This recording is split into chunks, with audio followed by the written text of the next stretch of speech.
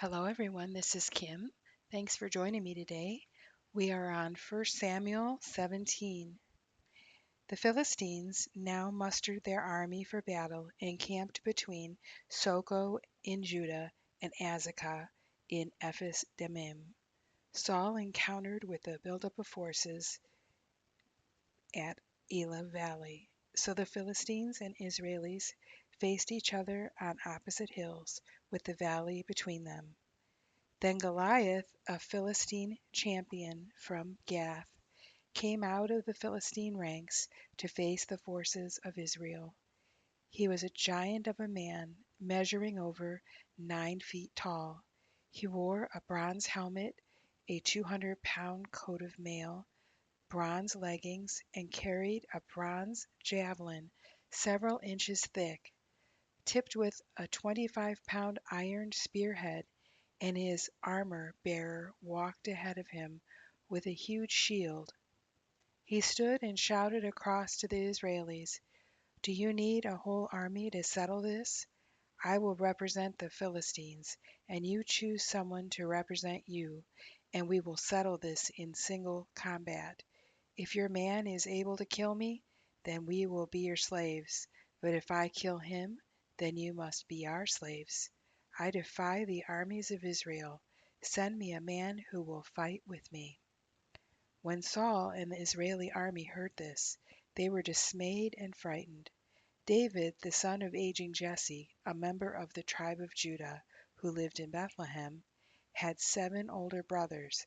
The 3 oldest, Eliab, Abinadab, and Shammah, had already volunteered for Saul's army to fight the Philistines. David was the youngest son and was on Saul's staff on a part-time basis. He went back and forth to Bethlehem to help his father with the sheep. For 40 days, twice a day, morning and evening, the Philistine giant strutted before the armies of Israel. One day Jesse said to David, "Take this bushel of roasted grain and these 10 loaves of bread to your brothers. Give the cheese to their captain and see how the boys are getting along, and bring us back a letter from them." Saul and the Israeli army were camped at the valley of Elah.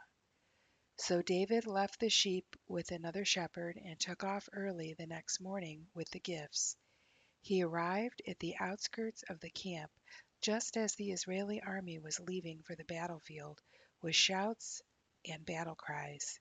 Soon the Israeli and Philistine forces stood facing each other, army against army. David left his luggage with a luggage officer and hurried out to the ranks to find his brothers. As he was talking with them, he saw Goliath, the giant, step out from the Philistine troops and shout his challenge to the army of Israel. As soon as they saw him, the Israeli army began to run away in fright. "Have you seen the giant?" the soldiers were asking. "He has insulted the entire army of Israel. And have you heard about the huge reward the king has offered to anyone who kills him? And the king will give him one of his daughters for a wife. His whole family will be exempt from paying taxes." David talked to some others standing there to verify the report. "What will a man get for killing this Philistine and ending his insults to Israel?" he asked them. "Who is this heathen Philistine anyway, that he is allowed to defy the armies of the living God?" And he received the same reply as before. But when David's oldest brother, Eliab, heard David talking like that, he was angry. "What are you doing around here anyway?" he demanded. "What about the sheep you're supposed to be taking care of?" "I know what a cocky brat you are. You just want to see the battle." "What have I done now?" David replied. "I was only asking a question." And he walked over to some others and asked them the same thing and received the same answer. When it was finally realized what David meant, someone told King Saul, and the king sent for him. "Don't worry about a thing," David told him. "I'll take care of this Philistine." "Don't be ridiculous," Saul replied. "How can a kid like you fight with a man like him? You are only a boy, and he has been in the army since he was a boy." But David persisted. "When I am taking care of my father's sheep," he said, "and a lion or a bear comes and grabs a lamb from the flock, I go after it with a club and take the lamb from its mouth. If it turns on me, I catch it by the jaw and club it to death. I have done this to both lions and bears, and I'll do it to this heathen Philistine too, for he has defied the armies of the living God. The Lord, who saved me from the claws and teeth of the lion and the bear, will save me from this Philistine." Saul finally consented. "All right, go ahead," he said, "and may the Lord be with you." Then Saul gave David his own armor, a bronze helmet and a coat of mail. David put it on, strapped the sword over it, and took a step or two to see what it was like, for he had never worn such things before. "I can hardly move," he exclaimed, and took them off again. Then he picked up 5 smooth stones from a stream and put them in his shepherd's bag, and, armed only with his shepherd's staff and sling, started across to Goliath. Goliath walked out towards David with his shield bearer ahead of him, sneering in contempt at this nice little red-cheeked boy. "I am a dog," he roared at David, "that you come at me with a stick?" And he cursed David by the names of his gods. "Come over here and I'll give your flesh to the birds and wild animals," Goliath yelled. David shouted in reply, "You come to me with a sword and a spear, but I come to you in the name of the Lord of the armies of heaven and of Israel, the very God whom you have defied. Today the Lord will conquer you, and I will kill you and cut off your head, and then I will give the dead bodies of your men to the birds and wild animals, and the whole world will know that there is a God in Israel. And Israel will learn that the Lord does not depend on weapons to fulfill his plans. He works without regard to human means. He will give you to us." As Goliath approached, David ran out to meet him, and reaching into his shepherd's bag, took out a stone, hurled it from his sling, and hit the Philistine in the forehead. The stone sank in, and the man fell on his face to the ground. So David conquered the Philistine giant with a sling and a stone. Since he had no sword, he ran over and pulled Goliath from its sheath, and killed him with it, and then cut off his head. When the Philistines saw that their champion was dead, they turned and ran. Then the Israelis gave a great shout of triumph and rushed after the Philistines, chasing them as far as Gath and the gates of Ekron. The bodies of the dead and wounded Philistines were strewn all along the road to Shaaraim. Then the Israel army returned and plundered the deserted Philistine camp. Later David took Goliath's head to Jerusalem, but stored his armor in his tent. As Saul was watching David go out to fight Goliath, he asked Abner, the general of his army, "Abner, what sort of family does this young fellow come from?" "I really don't know," Abner said. "We'll find out," the king told him. After David killed Goliath, Abner brought him to Saul with the Philistine's head still in his hand. "Tell me about your father, my boy," Saul said, and David replied, "His name is Jesse, and we live in Bethlehem." After King Saul had finished his conversation with David, David met Jonathan, the king's son, and there was an immediate bond of love between them. Jonathan swore to be his blood brother, and sealed the pact by giving him his robe, sword, bow, and belt. King Saul now kept David with him and wouldn't let him return home any more.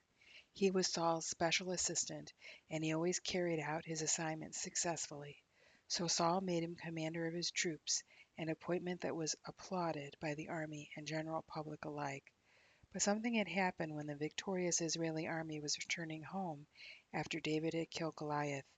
Women came out from all the towns along the way to celebrate and to cheer for King Saul, and were singing and dancing for joy with tambourines and cymbals.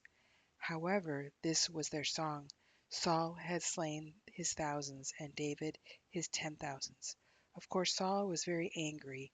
"What's this?" he said to himself. "They credit David with 10,000s and me with only thousands. Next they'll be making him their king."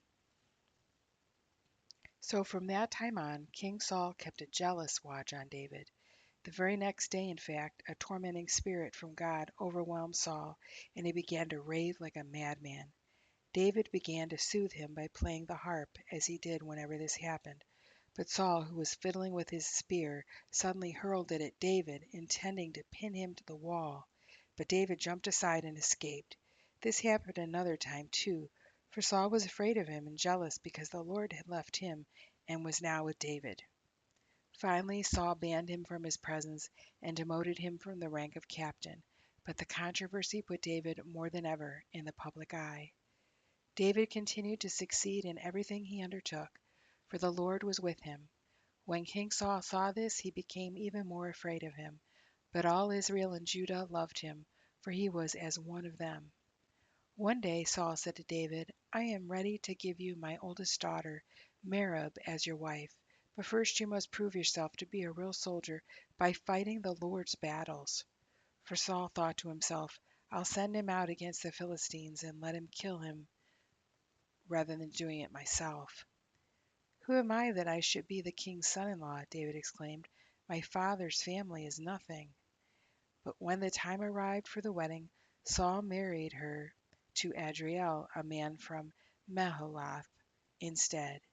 In the meantime, Saul's daughter Michal had fallen in love with David, and Saul was delighted when he heard about it. Here's another opportunity to see him killed by the Philistines, Saul said to himself. But to David he said, You can be my son-in-law after all, for I will give you my youngest daughter. Then Saul instructed his men to say confidently to David that the king really liked him a lot, and that they all loved him and thought he should accept the king's proposition and become his son-in-law. But David replied, How can a poor man like me, from an unknown family, find enough dowry to marry the daughter of a king? When Saul's men reported this back to him, he told them, Tell David the only dowry I need is 100 dead Philistines. Vengeance on my enemies is all I want. But what Saul had in mind was that David would be killed in the fight. David was delighted to accept the offer. So, before the time limit expired, he and his men went out and killed 200 Philistines and presented their foreskins to King Saul. So Saul gave Michal to him.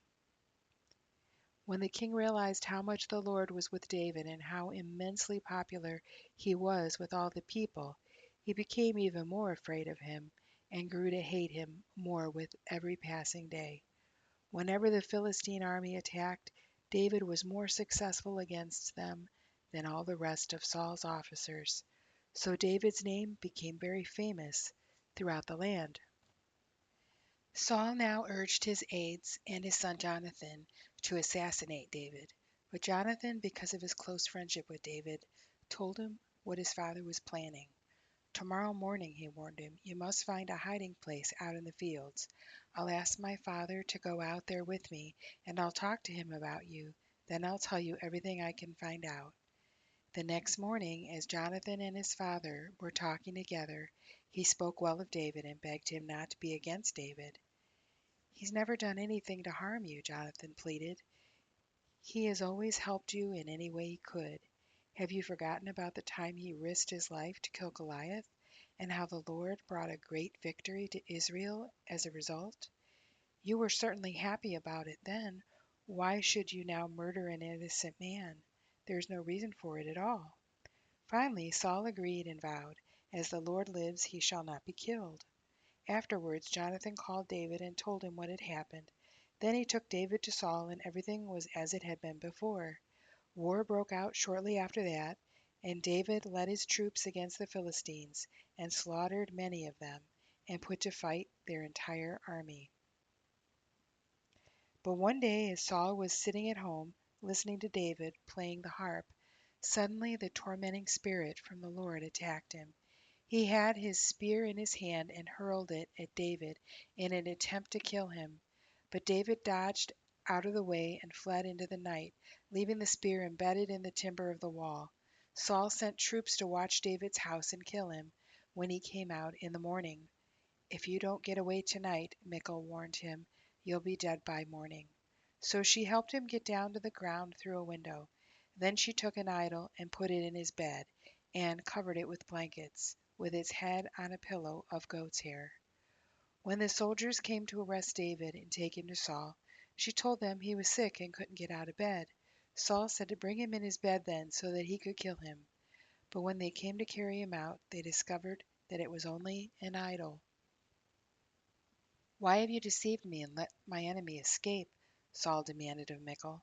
I had to, Michal replied. He threatened to kill me if I didn't help him. In that way David got away and went to Ramah to see Samuel, and told him all that Saul had done to him. So Samuel took David with him to leave at Naioth. When the report reached Saul that David was at Naioth in Ramah, he sent soldiers to capture him. But when they arrived and saw Samuel and the other prophets prophesying, the Spirit of God came upon them, and they also began to prophesy. When Saul heard what had happened, he sent other soldiers, but they too prophesied. The same thing happened a third time. Then Saul himself went to Ramah and arrived at the great well in Secu. Where are Samuel and David? He demanded. Someone told him they were at Naioth, but on the way to Naioth the Spirit of God came upon Saul, and he too began to prophesy. He took off his clothes, tore them off, and lay naked all day, all night, prophesying with Samuel's prophets. Saul's men were incredulous. What? They exclaimed. Is Saul a prophet too? David now fled from Naioth in Ramah and found Jonathan. What have I done? He exclaimed. Why is your father so determined to kill me? That's not true, Jonathan protested. I'm sure he's not planning any such thing, for he always tells me everything he's going to do, even little things, and I know he wouldn't hide something like this from me. It just isn't so. Of course you don't know about it, David fumed. Your father knows perfectly well about our friendship, so he has said to himself, I'll not let Jonathan. I will not tell Jonathan. Why should I hurt him? But the truth is that I am only a step away from death. I swear it by the Lord and by your own soul. Tell me what I can do, Jonathan begged. And David replied, Tomorrow is the beginning of the celebration of the new moon. Always before I've been with your father for that occasion, but tomorrow I'll hide in the field and stay there until the evening of the third day. If your father asks where I am, tell him that I asked permission to go home to Bethlehem for an annual family reunion. If he says fine, then I'll know that all is well. But if he is angry, then I'll know that he is planning to kill me. Do this for me as my sworn brother, or else kill me yourself if I have sinned against your father, but don't betray me to him. Of course not, Jonathan exclaimed. Look, wouldn't I say so if I knew that my father was planning to kill you? Then David asked, How will I know whether or not your father is angry? Come out to the field with me, Jonathan replied, and they went out there together. Then Jonathan told David, I promise by the Lord God of Israel that about this time tomorrow, or the next day at least, I will talk to my father about you and let you know at once how he feels about you. If he's angry and wants you killed, then may the Lord kill me if I don't tell you, so you can escape and live. May the Lord be with you as he used to be with my father. And remember, you must demonstrate the love and kindness of the Lord, not only to me during my own lifetime, but also to my children after the Lord has destroyed all of our enemies. So Jonathan made a covenant with the family of David, and David swore to it with a terrible curse against himself and his descendants, should he be unfaithful to his promise. But Jonathan made David swear to it again, this time by his love for he loved him as much as he loved himself. Then Jonathan said, Yes, they will miss you tomorrow when your place at the table is empty. But the day after tomorrow everyone will be asking about you. So be at the hideout where you were before, over by the stone pile. I will come out and shoot 3 arrows in front of the pile as though I were shooting at a target. Then I'll send a lad to bring the arrows back. If you hear me tell him they're on this side, then you'll know that all is well and that there's no trouble. But if I tell him go farther, the arrows are still ahead of you, then it will mean that you must leave immediately. And may the Lord make us keep our promises to each other, for he has witnessed them. So David hid himself in the field. When the new moon celebration began, the king sat down to eat as his usual place against the wall. Jonathan sat opposite him, and Abner was sitting beside Saul, but David's place was empty. Saul didn't say anything about it that day, for he supposed that something had happened so that David was ceremonially impure. Yes, surely that must be it. But when his place was still empty, the next day Saul asked Jonathan, Why hasn't David been here for dinner either yesterday or today? He asked me if he could go to Bethlehem to take part in a family celebration, Jonathan replied. His brother demanded that he be there, so I told him to go ahead. Saul boiled with rage. "You fool!" he yelled at him. "Do you think I don't know that you want this son of a nobody to be king in your place, shaming yourself and your mother? As long as that fellow is alive, you'll never be king. Now go and get him so I can kill him." "But what has he done?" Jonathan demanded. "Why should he be put to death?" Then Saul hurled his spear at Jonathan, intending to kill him. So at last Jonathan realized that his father really meant it when he said David must die. Jonathan left the table in fierce anger and refused to eat all that day, for he was crushed by his father's shameful behavior towards David. The next morning, as agreed, Jonathan went out into the field and took a young boy with him to gather his arrows. "Start running," he told the boy, "so that you can find the arrows as I shoot them." So the boy ran, and Jonathan shot an arrow beyond him. When the boy had almost reached the arrow, Jonathan shouted, "The arrow is still ahead of you. Hurry, hurry, don't wait." So the boy quickly gathered up the arrows and ran back to his master. He, of course, didn't understand what Jonathan meant. Only Jonathan and David knew. Then Jonathan gave his bow and arrows to the boy and told him to take them back to the city. As soon as he was gone, David came out from where he had been hiding, near the south edge of the field. Both of them were crying as they said goodbye, especially David. At last Jonathan said to David, "Cheer up, for we have entrusted each other's children into God's hands forever." So they parted, David going away and Jonathan returning to the city. David went to the city of Nob to see Ahimelech, the priest. Ahimelech trembled when he saw him. "Why are you alone?" he asked. "Why is no one with you?" "The king has sent me on a private matter," David lied. He told me not to tell anyone why I'm here. I have told my men where to meet me later. Now, what is there to eat? Give me 5 loaves of bread or anything else you can." "We don't have any regular bread," the priest replied, "but there is the holy bread, which I guess you can have, if only your young men have not slept with any women for a while." "Rest assured," David replied, "I never let my men run wild when they are on an expedition, and since they stay clean even on ordinary trips, how much more so on this one?" So since there was no other food available, the priest gave him the holy bread, the bread of the presence that was placed before the Lord in the tabernacle. It had just been replaced that day with fresh bread. Incidentally, Doeg the Edomite, Saul's chief herdsman, was there at that time for ceremonial purification. David asked Ahimelech if he had a spear or sword he could use. "The king's business required such haste, and I left in such a rush that I came away without a weapon," David exclaimed. "Well," the priest replied, "I have the sword of Goliath the Philistine, the fellow you killed in the valley of Elah.